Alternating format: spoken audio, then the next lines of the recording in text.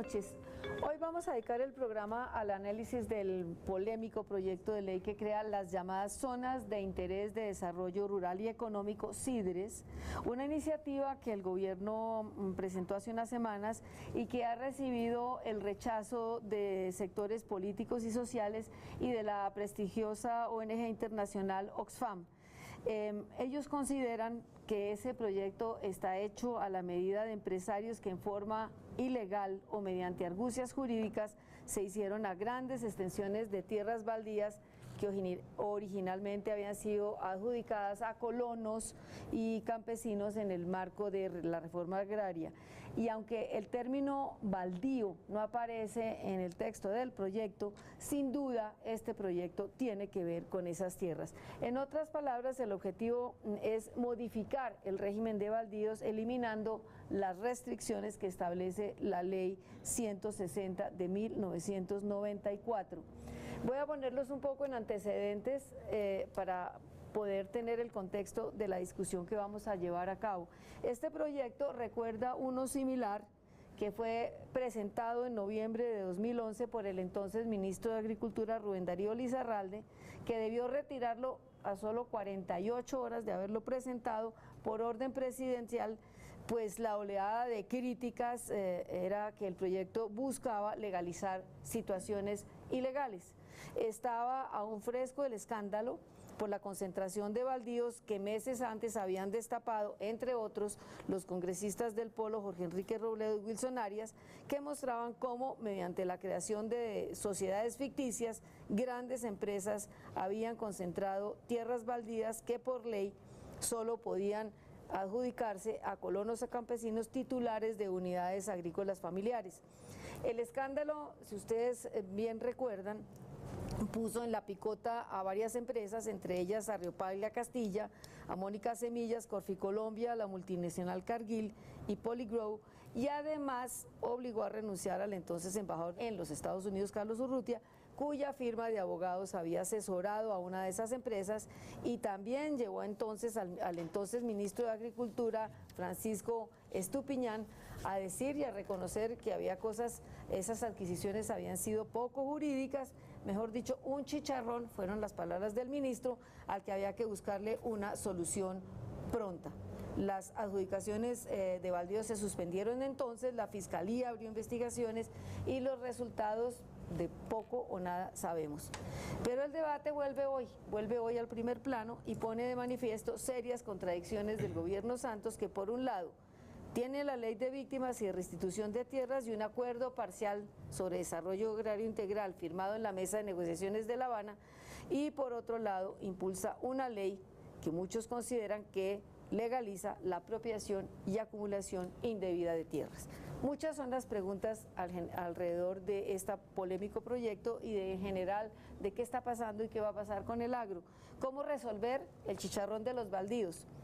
Si tiene o no futuro la ley que crea las zonas de desarrollo, las ZIDRES, las de desarrollo empresarial. Si es realmente en la altillanura donde los baldíos deben ser usados para darles acceso a las tierras a los campesinos. Para aportarnos elementos de análisis y claves para el debate sobre este proyecto de ley y sobre el modelo agrario que permita hacer compatibles los grandes proyectos agroindustriales y la economía campesina, hemos invitado esta noche, en primer lugar, al viceministro de Agricultura, el doctor Aníbal Fernández de Soto. Le agradecemos que esté presente porque a veces es difícil tener a representantes del gobierno en esta mesa y siempre lo intentamos. Está también con nosotros el doctor Jaime Forero, economista de la Universidad de los Andes, profesor de Estudios Ambientales y Rurales de la Javeriana y consultor de la FAO y del Banco Mundial. Tenemos al doctor Alejandro Reyes, que nos ha acompañado en varias oportunidades al programa, abogado, sociólogo, investigador, experto en tierras, asesor del Ministerio de Agricultura y de la Mesa de La Habana. Y a la doctora Aida Pesquera, directora en Colombia de Oxfam, la ONG internacional dedicada a la cooperación para el desarrollo y contra la pobreza y la desigualdad, y como todas las noches, al periodista y escritor Antonio Caballero. Hecha la introducción un poco larga, pero necesaria, y hecha la presentación de nuestros panelistas, la primera pregunta que quisiera hacerles es: o no pregunta, la primera propuesta que quisiera hacerles es que cada uno me dé una impresión breve sobre este proyecto de ley que está cursando en el Congreso y si tiene algún sentido y cómo lo ven y si le ven futuro. Doctor Forero. Yo le doy la palabra a Aida, porque tú como representante de Oxfam, directora de Oxfam en Colombia, es la que tiene los puntos de vista críticos al proyecto y yo creo que es un buen inicio comenzar por ahí. Bueno, ¿te parece? gracias. Primero Claro que las sí. mujeres, está bien. No, de ninguna manera. Eso es machismo. Perfecto. Primero el conocimiento, entonces. Exacto. No, miren, lo que nosotros hemos podido investigar junto con varias organizaciones campesinas y agrarias en el país es que este proyecto de ley en realidad permitiría privatizar el uso de los baldíos, no necesariamente la propiedad, pero sí su uso. No está exclusivamente orientado a la altillanura, está orientado a cualquier zona del país donde haya dificultades de acceso a vías, donde haya habido históricamente falta de inversión pública y por lo tanto sean zonas de difícil acceso y de difícil comercialización, y funcionaría así. La UPRA, el viceministro nos lo puede detallar con más precisión. Después vamos a preguntar sobre esos temas concretos. Entonces sería, la UPRA determina cuáles son los productos o los cultivos, digamos, que serían más apropiados para una determinada zona del país. Y una vez que determina eso, propone que los pequeños campesinos que estén en ese lugar se asocien con empresarios para poder acceder a recursos públicos y poder cultivar lo que allá se decidió. Eso tiene varios problemas. En primer lugar, hay uno de los artículos del proyecto de ley que establece que esos empresarios podrán recibir o comprar baldíos por el tamaño que sea necesario para ese proyecto. Eso significa que puede ser más de una UAF. La UAF es la unidad de medida que se estableció para determinar qué es la cantidad de tierra. Unidad agrícola familiar. Correcto, que es necesaria para que un pequeño productor pueda vivir de manera digna, digamos. Entonces, en este proyecto de ley se establece que se puede ir más allá de la UAF, puesto que se puede acumular tierra para usarla y producir hasta el tamaño que sea necesario para el proyecto. Esa es una dificultad, es un riesgo. Y ese es el riesgo que le ve usted. Eso es uno, pero además en las zonas donde la UPRA determinara que se deberían cultivar determinados productos, allí hay campesinos, digamos la altillanura, allí ya hay campesinos que están produciendo, que podrían no querer asociarse porque tienen ya su proyecto productivo, porque están cultivando agroecología, lo que sea que estén cultivando. En ese caso la UPRA podría decidir que son improductivos y por lo tanto estar sujetos a expropiación. Ese es otro elemento muy importante que le preocupa mucho a los productores. Vamos a irlos desgranando poco a poco. El doctor Alejandro Reyes, que conoce bastante la altillanura, porque además me parece que hay una sensación de que el proyecto está centrado en esas tierras, porque es donde, en la altillanura, donde hay más tierras baldías, si no estoy mal, aunque creo que tampoco el gobierno sabe muy bien dónde hay. Es cierto, María Elvira. A ver, la altillanura es la última frontera agrícola potencialmente muy importante que tiene Colombia. Ahí tenemos entre 4 y 5 millones de hectáreas posiblemente que se pueden incorporar a la gran producción industrial de alimentos. Colombia, por ejemplo, tiene un déficit de 2 millones de toneladas de maíz al año y no tenemos dónde producirlas, ni cómo producirlas. Allí se podría producir. ¿Qué pasa? Los suelos de la altillanura son suelos muy viejos, muy gastados, no tienen capa vegetal. Si uno recorre la altillanura, como yo lo he hecho a pie, uno se da cuenta que son óxidos de aluminio y piedritas, cubiertos con una pajita muy infértil e improductiva. Ni siquiera para ganadería extensiva sirve. Ese es un territorio donde hay más de 2 millones de hectáreas de resguardos indígenas de los sicuanis. Cualquier desarrollo de la altillanura debe, primero que nada, respetar el territorio indígena de los sicuanis. ¿Esta ley y no contempla tocarlos. eso o no menciona el tema? No lo menciona, pero el gobierno está consciente de que existe esa gran reserva indígena y hay que respetarla. ¿Pero lo posibilitaría? Si no lo menciona, ¿lo posibilitaría? Claro que que sí. las CIDRES se hagan en terrenos de resguardos indígenas. No. Excluye totalmente los territorios de resguardos indígenas. No lo dice, ¿no? Pero yo Entonces, quisiera hacer precisiones a lo que acaba de decir Aida. Listo. Hay varios errores conceptuales en lo que ella dice. Primero, La UPRA no va a determinar... Doctor Reyes, le voy a interrumpir y no la interrumpí a la doctora Aida para que le explique al televidente qué es la UPRA, porque hablamos con un montón de términos que a veces el televidente que no está muy enterado para poder entender qué es la UPRA. Perfecto.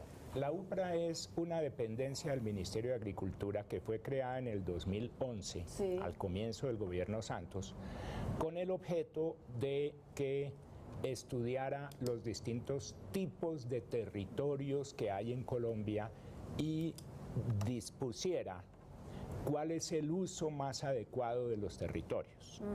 Si son para conservación, si son para ganadería, si son para agricultura. Y además... ¿Y es la UPRA la que determina qué regiones o qué zonas pueden convertirse en sidres? En zonas de desarrollo... el proyecto de ley le asigna a la UPRA esa función. Ya. Ahora, concentrémonos otra vez en la altillanura. ¿Qué sucede?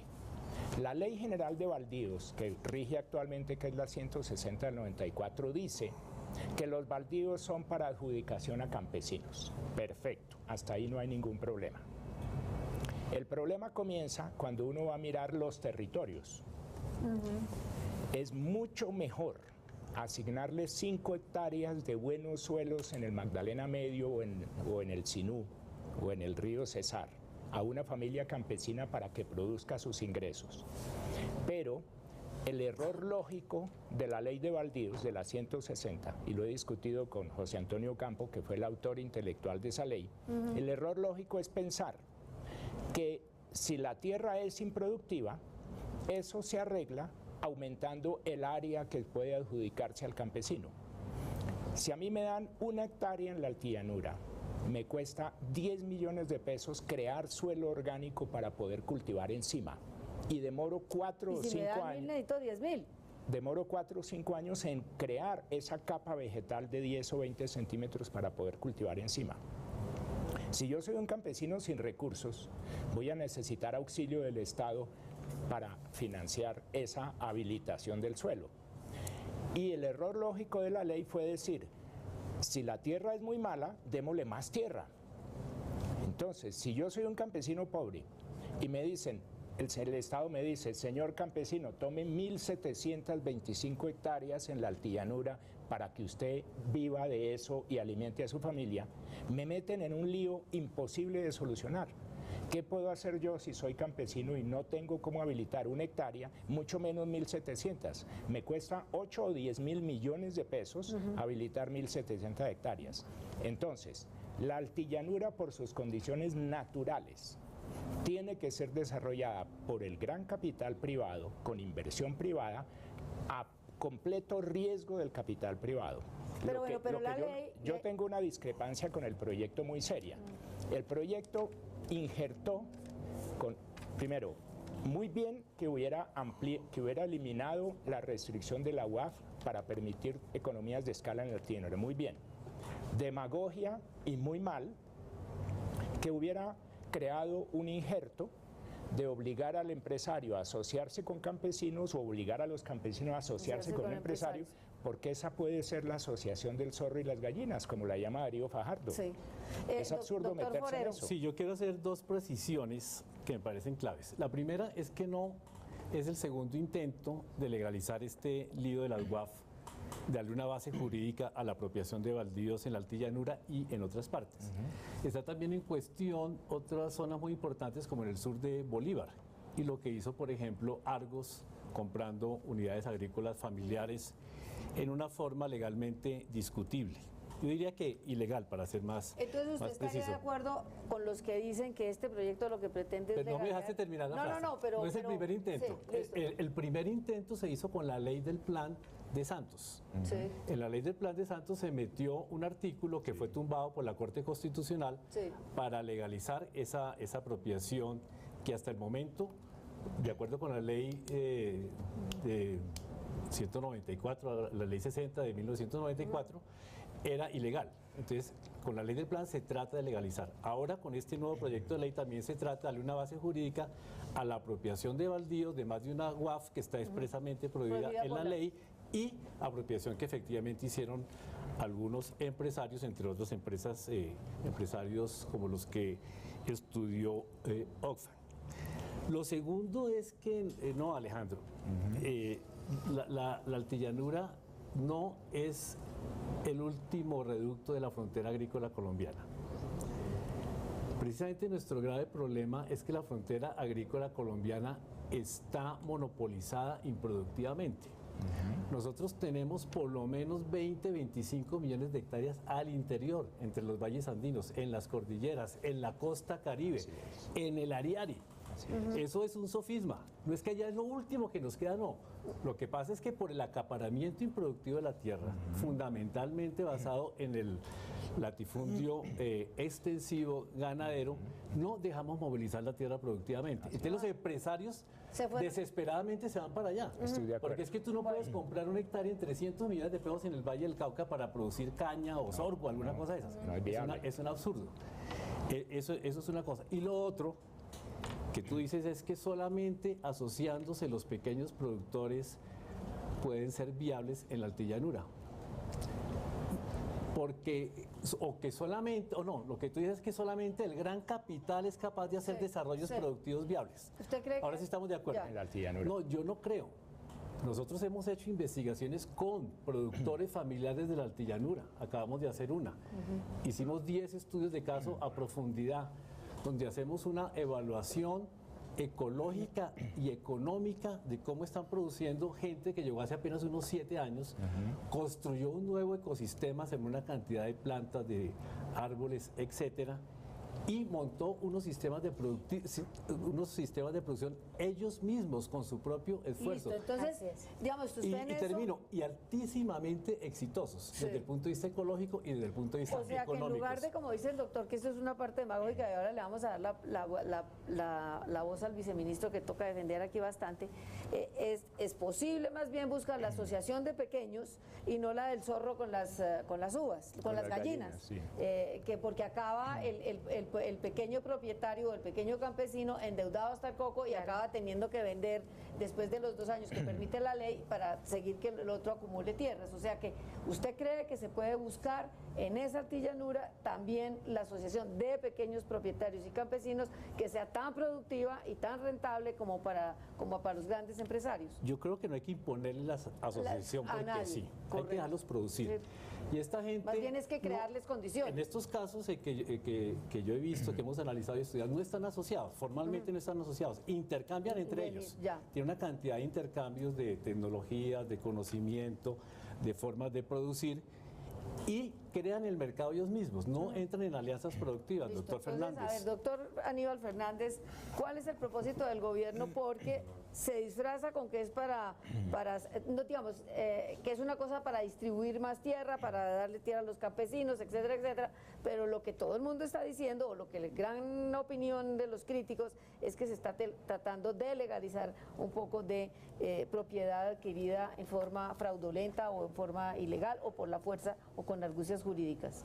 Bueno, pues mira, a ver, María Elvira, yo quiero empezar como con unos antecedentes, así como empezaste con unos antecedentes, yo quiero plantear otros que son, me parece, relevantes. El momento por el que atraviesa el sector rural en este momento es muy especial.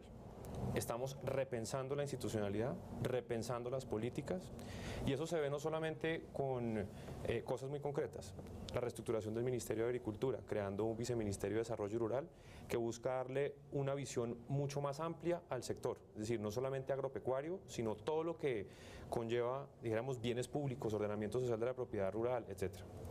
Una misión rural de expertos que está arrojando recomendaciones para que el gobierno podrá asumir o no.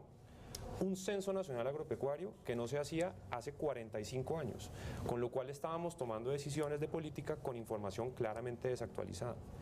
Un pacto nacional por el agro y el desarrollo rural que convocó a las instancias de participación municipal y regional para que hicieran propuestas y ahí introducir el enfoque territorial que necesita el desarrollo rural. Mesas de diálogo permanentes, tenemos más de 25 mesas de diálogos con distintos sectores rurales, indígenas, campesinos, afrodescendientes, jóvenes, mujeres, tradicionales y nuevos, con quienes estamos construyendo, digamos, acercamientos para poder tener soluciones para los grandes para los pequeños y para los medianos, que una de las cosas que quiero dejar sentado en esta mesa es que tienen que ser diferentes las políticas hacia sectores que son diferentes. Entonces, en ese escenario y en un gobierno, dijéramos, que ha avanzado significativamente en restitución de tierras, como lo demuestra la aplicación de la Ley 1448, en un gobierno que le ha apostado a la formalización de la propiedad rural. Hay que decir que en Colombia, de los 4 millones de predios rurales, cerca de la mitad, cerca de 2 millones, tienen algún problema de formalidad. Y estamos haciendo ingentes esfuerzos para avanzar en darle esa garantía de propiedad, particularmente a los pequeños productores. Y evidenciando evidentemente un conflicto por la tierra en distintas regiones, conflicto entre grandes y pequeños, conflicto entre grupos étnicos y campesinos, y ahí tenemos que tomar decisiones pues muy juiciosas y muy serias para evitar nuevos conflictos en un escenario de posconflicto.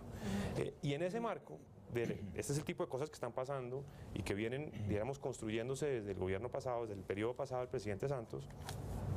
Se somete a consideración del Congreso una propuesta para generar unas reglas de juego más claras para inversión en términos de agroindustria, para convertir a Colombia en una despensa alimentaria del mundo. Y ahí hay que decir, Colombia tiene cerca de 5,5 millones de hectáreas sembradas, de un potencial de 20 millones de hectáreas. Esa es una de las cosas que nos dice la UPRA. La UPRA es la Unidad de Planificación Rural Agropecuaria, que es la que nos dice, vea, estamos usando demasiada tierra para la ganadería, estamos usando poca tierra para agricultura, hay unos conflictos con temas ambientales, entonces ellos con rigor técnico nos dicen, ahí tenemos que hacer tal cosa, ahí tenemos que hacer otra cosa. Y nos van a decir, por ejemplo, con estudios y demás, con qué cultivos, por ejemplo, podemos llegar a duplicar, ojalá, el área sembrada, cuáles son los suelos aptos para esos cultivos. Y claramente tenemos que generar una situación en donde se discuta públicamente, este es un debate, no hay una imposición ni mucho menos, en donde el lema, dijéramos, del Ministerio de Agricultura es hay campo para todos, hay campo para los grandes, los que generen empleo, los que generen, digamos, productos para exportar o para procurar seguridad alimentaria en Colombia, hay campo para los pequeños, en políticas diferenciales, en programas de agricultura familiar que también estamos construyendo, y en ese sentido, dijéramos, la propuesta que se lleva al Congreso pues busca generar un debate a ver si logramos esa claridad en las reglas de juego en donde quepamos todos. Bueno, hacemos una interrupción de esta primera parte del programa y volvemos en unos segundos.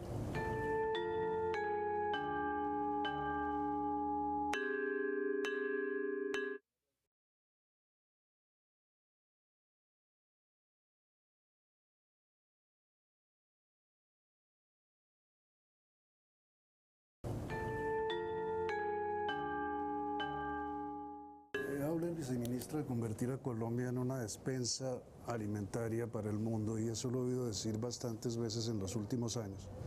Pero a la vez, desde las épocas de la apertura económica del presidente Gaviria, Colombia se ha convertido de un país exportador de alimentos en un país importador de alimentos. Entonces, pues este gobierno de Santos, el anterior de Santos y este de Santos también, y por supuesto los de Uribe, han continuado con esa política neoliberal de la apertura. No veo cómo se puede revertir el proceso si 30 años de esa política han mostrado la consecuencia de convertir a Colombia en un importador de alimentos, por una parte. Por otra parte, me parece que este proyecto de ley lo que permite es invertir lo que se ha venido hablando desde hace 70 años en Colombia para la reforma agraria, que es entregarle la tierra a los campesinos, expropiando a los grandes latifundios improductivos, porque lo que se propone ahora es la posibilidad de expropiar a los pequeños minifundios productivos. Entonces me parece que estamos no solo retrocediendo 30 años en lo que se refiere a la apertura, sino 70 años en lo que se refiere al tratamiento de la tierra. Contraevidente con el discurso y los pactos. Naturalmente, completamente contraevidente con el discurso que inició Santos en el primer momento de su gobierno, prometiendo la restitución de la tierra, la reparación a las víctimas, etcétera. De creación de un país de Juan Valdés. Una clase media rural, decía Santos. A ver, yo hago como dos reflexiones. Digamos, lo que la experiencia en distintas mesas de diálogo que hemos venido manteniendo con distintos sectores campesinos nos ha demostrado es que, y hay que reconocerlo, en la institucionalidad del gobierno hoy en día no responde a las necesidades del campesinado colombiano.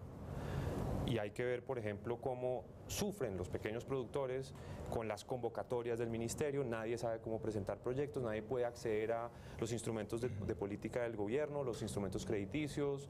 Entonces, una de las cosas claras que tenemos que hacer y que estamos construyendo, como decía, con distintas comunidades y distintos sectores rurales, es unas políticas diferenciales para apuntarle a esos pequeños productores en sus dinámicas propias. Esto se habla de economía campesina, se habla de economía propia, se habla de agricultura familiar. Son conceptos que hay que ir definiendo para generar instrumentos que apunten, dijéramos, a esta realidad que un poco, efectivamente, dijéramos, los tratados de libre comercio y esta política, pues ha generado un impacto particularmente en esta población y tenemos que de alguna forma revertirlo. Eso, digamos, por un lado. Por otro lado, digamos, solo quiero decir en relación con el proyecto de ley y tratando de responder algunas de las cosas que se han dicho. En relación con la acumulación o con los procesos que de alguna forma indebidas hayan hecho en el pasado, eso está en manos de la justicia y de ninguna manera el gobierno quiere incidir en eso. Digamos, lo que está mal hecho, que la justicia tome las decisiones del caso. Y la justicia no se pronuncia, bueno. El tema de la justicia. Una consideración en relación con los indígenas. El 30% del territorio nacional está bajo resguardos indígenas. Es imposible pensar un desarrollo rural sin contemplar esa visión, dijéramos, diferencial. Sí, el presidente o 5 millones. decía que eran los más grandes latifundistas del país, recuerdo. Lo que pasa es que ellos también conservan la tierra y conservan los recursos naturales. Es un enfoque diferencial, es un enfoque diferente. O los 5,5 millones de hectáreas que tienen los consejos comunitarios afrodescendientes. ¿Jura que no hay posibilidades que una CIDRE se establezca en Es que territorios indígenas? lo que le iba a contestar a cuando se decía ahora el tema es que resulta que Colombia ha suscrito convenios internacionales, en particular el convenio 169 de la OIT, que hace obligatoria la consulta previa en la toma de decisiones que pueda afectar a las comunidades indígenas. Luego, así se quisiera o así lo permitiera la ley, está por encima de esa ley una norma internacional que tiene un desarrollo jurisprudencial que obliga a que haya una interacción y se logre un acuerdo si es que eso se quiere, pero la idea es que lo que es resguardo indígena, lo que es territorio ancestral indígena, lo que es como, digamos, tierra de afrodescendientes, pues tiene una dinámica diferente y se debe manejar de manera distinta. Y quiero decir una cosa. Queda claro con la intervención de Alejandro y con muchos debates que se han dado en el Congreso y en otros escenarios, que hay ciertos conceptos que tenemos que reevaluar. Una cosa era el año 94 con la ley 160, hoy es el año 2014 y hay otras realidades. Entonces conceptos como la unidad agrícola familiar amerita un debate al respecto. La definición de pequeños productores, ¿qué es pequeño, qué es mediano, qué es economía campesina, qué es agricultura familiar? ¿Estamos hablando de lo mismo? Entonces hay ciertas definiciones, ciertos conceptos que merita, dijéramos, un debate nacional, público, como lo estamos proponiendo desde el gobierno, que se haga en el Congreso donde corresponde, para que se tomen esas decisiones. Y una última consideración. Puede que suene algo contradictorio, dependiendo del análisis que se haga, cuando se busca un apoyo y un robustecimiento de la agricultura familiar o del pequeño productor y políticas diferenciales, pero al mismo tiempo, dijéramos, una promoción y un apoyo a la agroindustria. Pues, insisto, hay campo para todos y yo creo que podemos llegar a entendimientos. Y eso justamente es lo que se acordó en el punto 1 de las negociaciones en La Habana, que haya convivencia, robustecimiento de la agricultura familiar y un tema de importancia de la agroindustria para justamente llegar a exportar. Doctora, ¿hay campo para todos? Hay campo para todos, seguramente hay campo para todos, pero es importante asegurar que no se le expropia al pequeño productor que lleva muchos años sin ningún apoyo estatal. Ya quedó suficientemente ilustrado con lo que mencionó el profesor Forero, que en áreas de difícil acceso, incluso la llanura, se puede producir pequeña agricultura de manera eficiente, pero son campesinos que no han recibido apoyo estatal desde hace nunca. Eso es un problema y se podría hacer ahora, en lugar de proponer que haya una empresa que intermedie para esos incentivos y en lugar de digamos, poner en riesgo de expropiación a los pequeños productores. Ahora hay otro tema muy importante y es que en este tipo de modelos, como el proyecto de ley lo propone, por ejemplo en el Cerrado en Brasil, que es un modelo muy conocido que el Banco Mundial promovió durante muchos años, pero que ahora ya ha reevaluado, se ha demostrado que la inclusión de los pequeños productores es irreal. la relación es absolutamente asimétrica entre la gran empresa y el pequeño productor, que pone su tierra, pone su mano de obra y asume el riesgo del cultivo. Se compromete durante 15, 20 años un cultivo de ciclo largo, que de pronto después la cosecha sale mal y el que responde con eso, exacto, es él, y queda endeudado con un crédito. Ese es un elemento que está en el proyecto de ley que también preocupa mucho a los pequeños productores. Por otro lado, una cosita más, y es que en modelos como el de Brasil, incluso en lo que se ha hecho ya en la altillanura con empresas, la inversión estatal es muy alta. Lo que la Contraloría investigó en esos casos que estamos analizando, que hemos mencionado acá, es que en promedio las empresas que recibieron incentivos públicos recibieron 23.000 millones de pesos.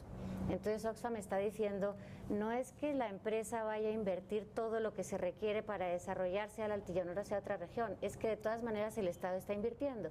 Entonces, ¿por qué no invertimos esos recursos en asegurar que los campesinos tienen acceso a tierra baldía? Para eso está protegida la tierra baldía, y se incentiva y se invierte de manera directa en esos pequeños productores, sin necesidad de comprometer los baldíos, ¿verdad? En este momento en que, como bien lo dice el representante del Ministerio, es imprescindible democratizar el acceso a la tierra, porque ya llegó el momento de hacerlo, porque ya en diferentes instancias el gobierno se ha comprometido y eso está muy bien, y en lugar de poner como intermediario a una empresa que pueda, digamos, amparar, correcto, y se queda con la propiedad de la tierra. Mire, ¿cómo podría hacer una empresa de las que están investigadas por la Contraloría para poder sanear, digamos, las actividades que la Contraloría ha determinado que han sido irregulares?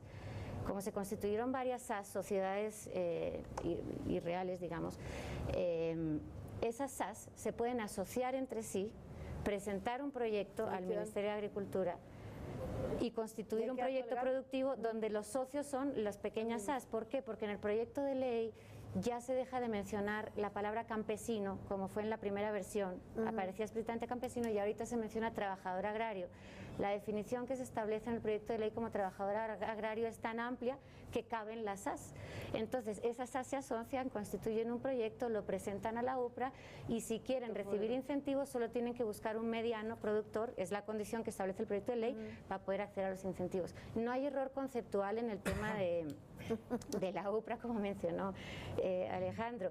Es que en el artículo 10 dice explícitamente lo leo: en caso de que el titular del derecho de dominio no quiera asociarse, deberá cumplir con los lineamientos productivos fijados por la UPRA de conformidad con las características de la zona, so pena de ser objeto de compra directa o expropiación. ¿Y cómo dictatorial dice el proyecto de ley?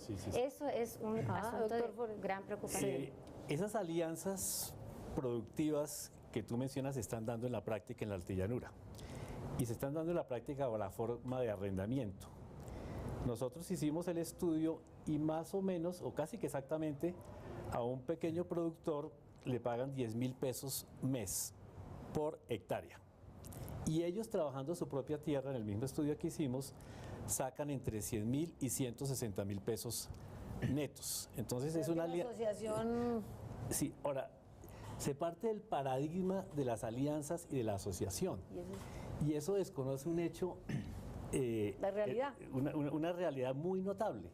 Es que el campesino colombiano en general, no siempre, pero en general, vende en un gran mercado abierto y ha ganado un espacio económico muy importante.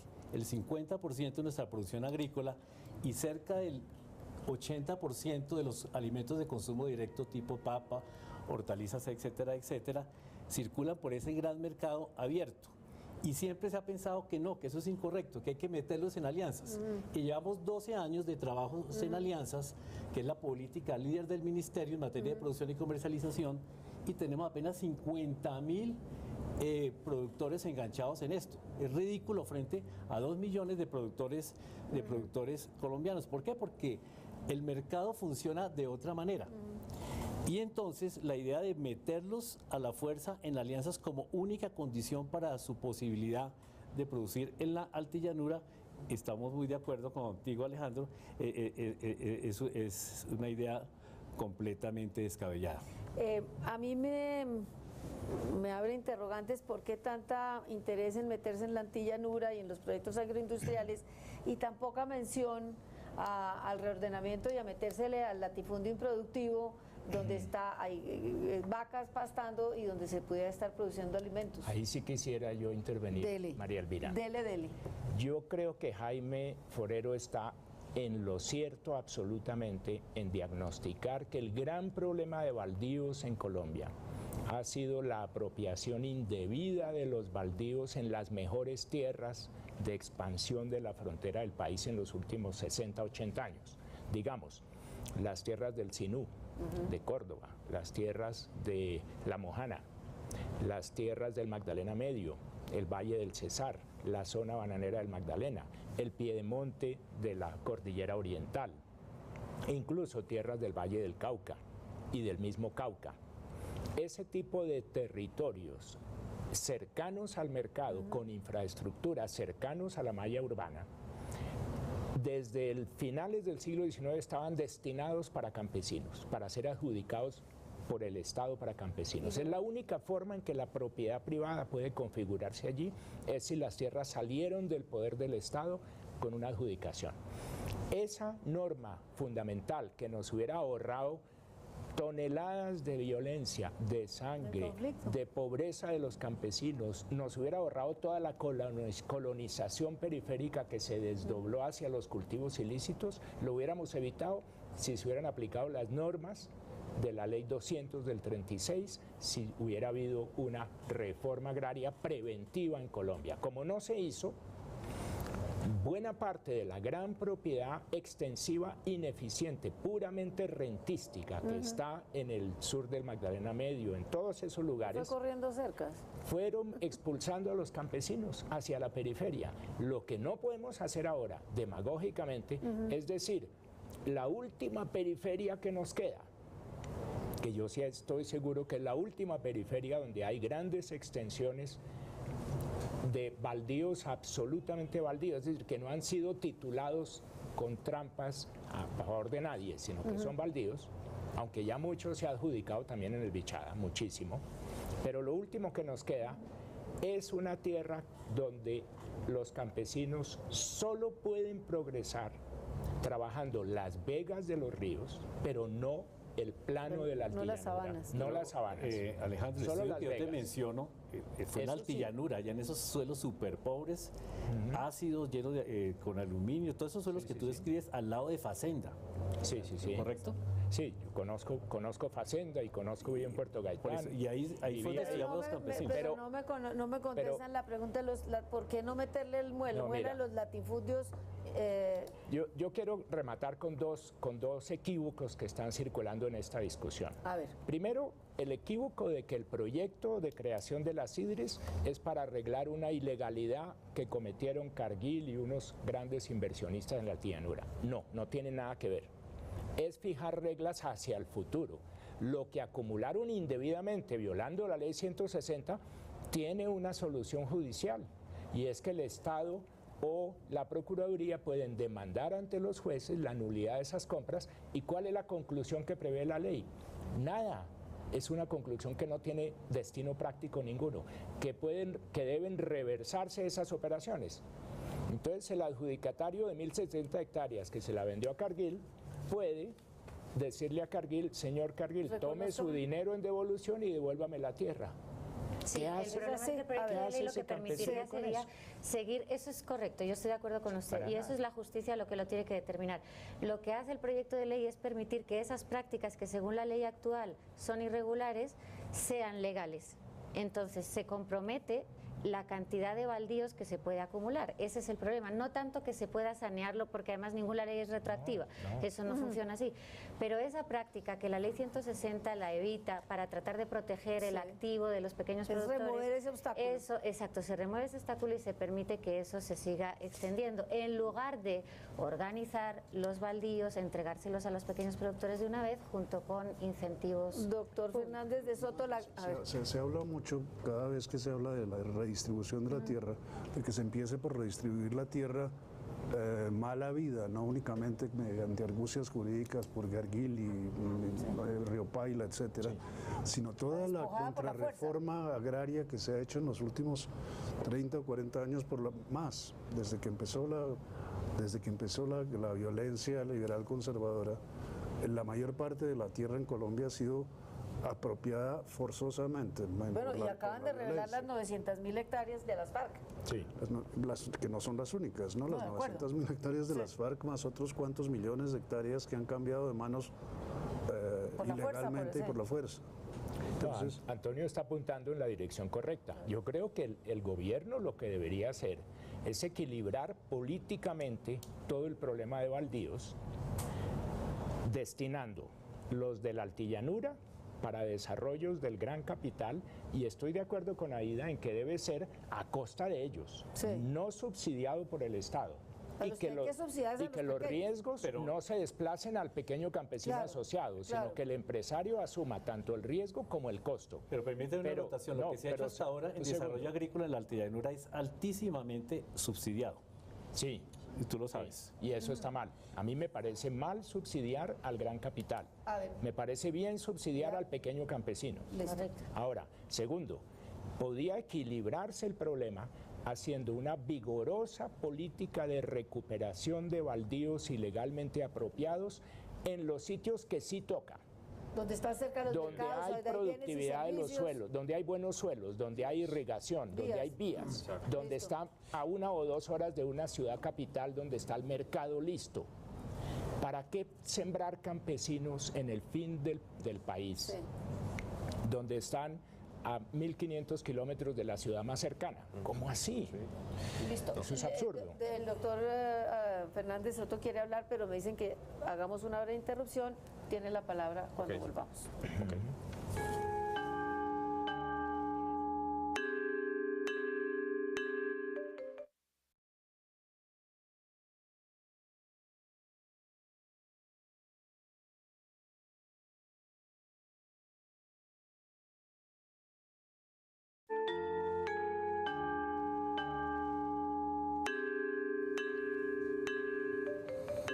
Doctor Fernández de Soto, muchos interrogantes que usted pudiera responder de los que plantean aquí en la mesa.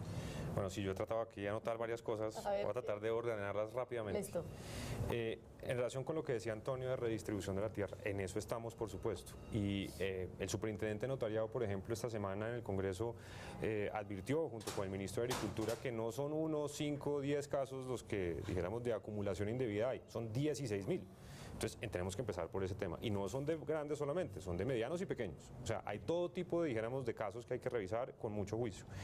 Hay unas tierras que están en la dirección de estupefacientes o dijéramos que han sido extinguidas en su dominio y que tenemos que, del narcotráfico. Lo que decía María Elvira de las tierras, dijéramos, ya claramente identificadas de la guerrilla. En fin, digamos que todo eso es un ejercicio, digamos, que se está haciendo y de ahí se debe alimentar el fondo de tierras que está referido en los acuerdos de La Habana. En relación con... Se decía ahora un tema de asociatividad y también lo decía Alejandro en relación con el proyecto de ley. ¿En qué ha venido trabajando el gobierno al respecto? Se promueve la asociatividad de pequeños porque creemos que de esa manera pues habrá unas economías de escala, habría como un ejercicio, dijéramos, en donde pues conjuntamente se pueda salir adelante más fácil. Pero con ingredientes que apuntan a procurar la comercialización de productos y la agregación de valor. Y esas alianzas productivas, que yo no las había referido, pero ahora sí las hago, sí me refiero a ellas, digamos, lo que buscan es, primero, ayudarle a formar negocios y actividades productivas a los pequeños y luego garantizarles que tengan acceso a mercados. Eso ha venido funcionando más o menos bien, queremos mejorarlo y robustecerlo. Ahí hablaba de la experiencia de Brasil. Yo creo que en Brasil tenemos mucho que aprender y de pronto podemos recortar camino. Las discusiones que estamos teniendo en relación con pequeños y grandes, con agricultura familiar, con la institucionalidad, las dieron en Brasil en el 2002, 2003, cuando empezó el primer gobierno de Lula. Toda esa experiencia, toda esa institucionalidad que ha venido creándose, yo creo que es un buen referente para nosotros lo que tenemos que construir, que ciertamente yo digo, tenemos que cambiar muchas instituciones.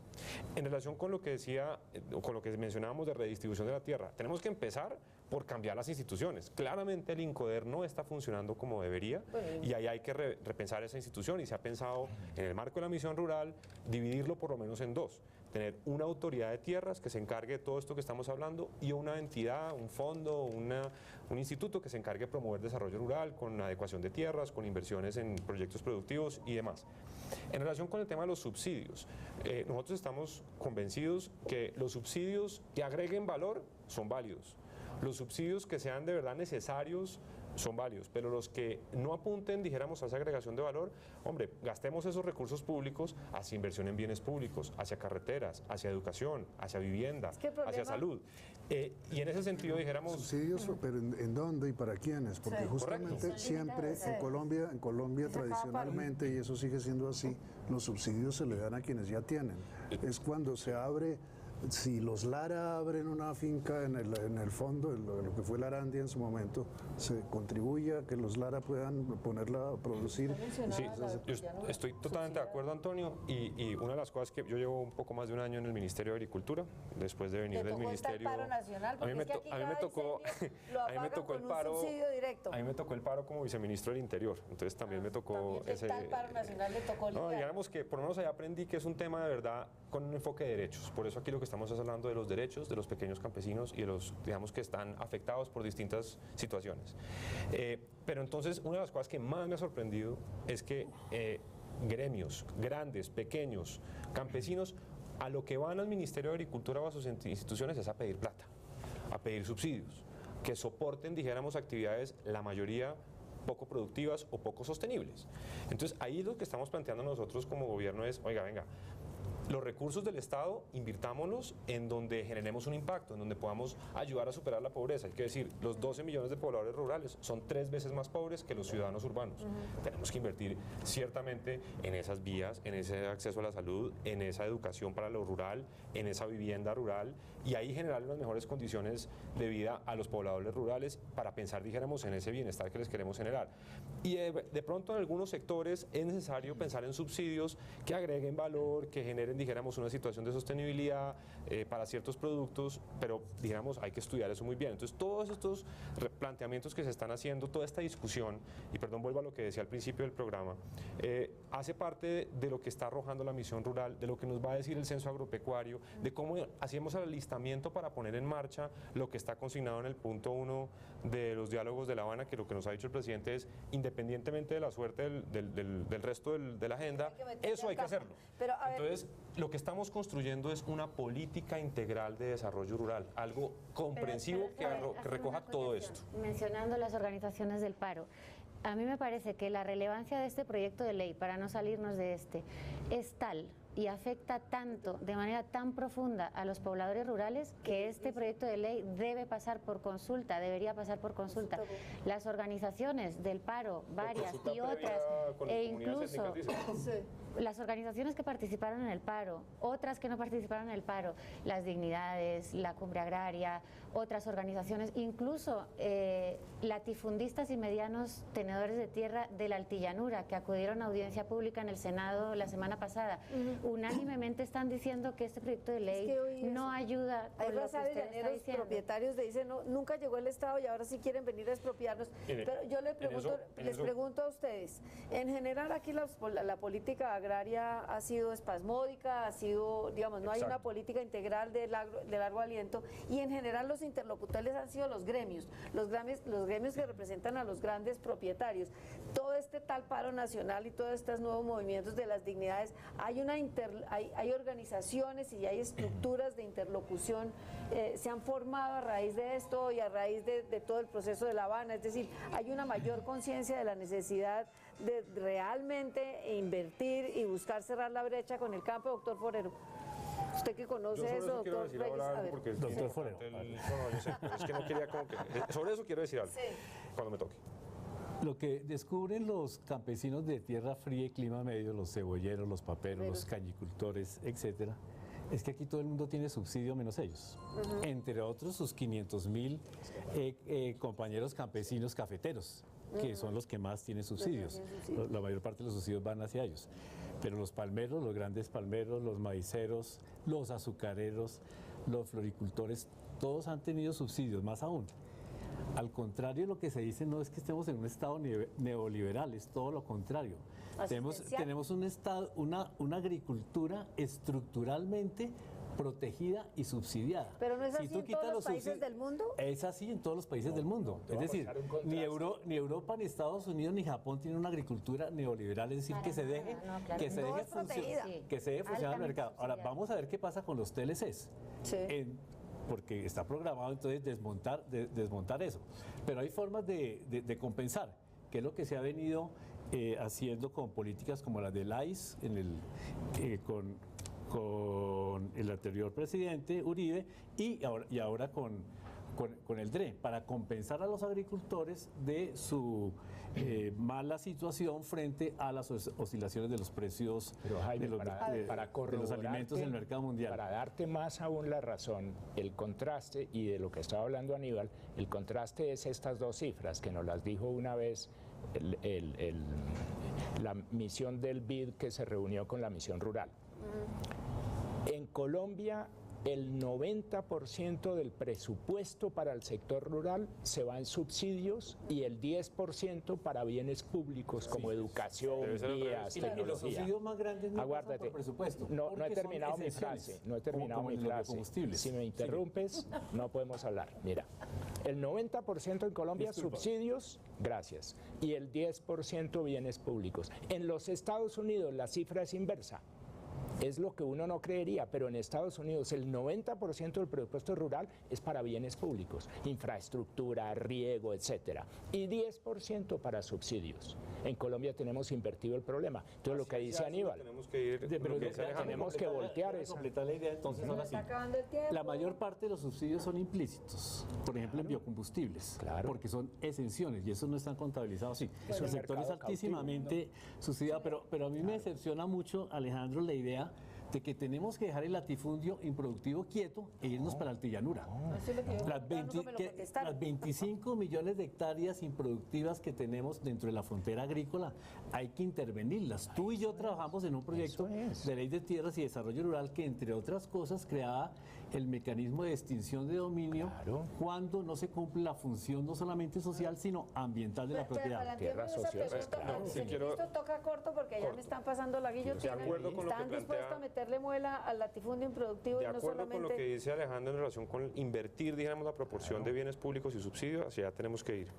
La pregunta en relación con el diálogo, dijéramos, social con las campañas, eso es lo que hay que celebrarlo.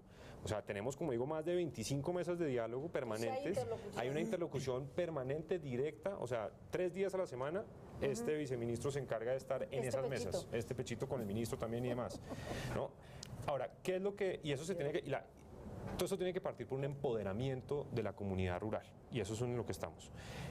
Y en relación con lo que planteas de los latifundios, bueno, es que como tenemos una política agraria que es una colcha de retazos que se ha venido construyendo y haciendo al margen de protestas en las carreteras o con decisiones coyunturales por alguna crisis, pues en una construcción de una política de Estado para lo rural que trascienda a los gobiernos y que mire a largo plazo, como tú planteabas, pues esto es lo que tenemos que empezar a discutir, y pues por eso esos insumos de la misión rural y de todo esto que comento nos va a arrojar digamos, una situación donde podamos apuntar a tomar decisiones respecto de qué hacer con esas situaciones. Pero una cosa final, si algo ha demostrado el gobierno del presidente Santos es un talante de diálogo. Y para esto quiero decir, digamos, que no está, no está escrito en piedra el proyecto de ley, por eso se somete a consideración del Congreso, hay amplitud, hay debate. Si se consultó por primera vez el plan de desarrollo, si se consultó la ley de víctimas, etcétera, pues lo que queremos es discutir estas políticas para que sean acertadas. Palabras finales de Antonio. A mí no me parece que sea cierto que el gobierno de Santos haya sido un gobierno abierto a la consulta. Lo ha mostrado perfectamente, por ejemplo, en el tema minero. Cuando se ha hablado de consultas a la comunidad sobre el tema minero, el propio presidente Santos ha dicho que no, que eso no tiene ninguna, que las cosas se deciden desde el gobierno y no con la consulta popular, aunque se hagan mesas de diálogo. A mí me parece que es al contrario, un gobierno que está despóticamente decidiendo cómo se trata el campo, como lo está haciendo también en el tema minero. No estoy de acuerdo, Antonio, dijéramos incluso no solamente a través de procesos de consulta previa, sino de distintas decisiones que se han tomado al interior del gobierno consensuadamente entre ambiente, minas y agricultura, dijéramos, demuestran que la idea es tomar decisiones acertadas. Yo creo que el peor error que podemos cometer como país, como gobierno, es tomar decisiones que generen nuevos conflictos en el territorio si estamos pensando en un país en posconflicto. Bueno, creo que queda abierto el debate, ¿no? Aquí no hay nada, no hay palabras finales, está abierto el debate. Este es un debate clave porque pasa, de todas maneras, por la paz de Colombia.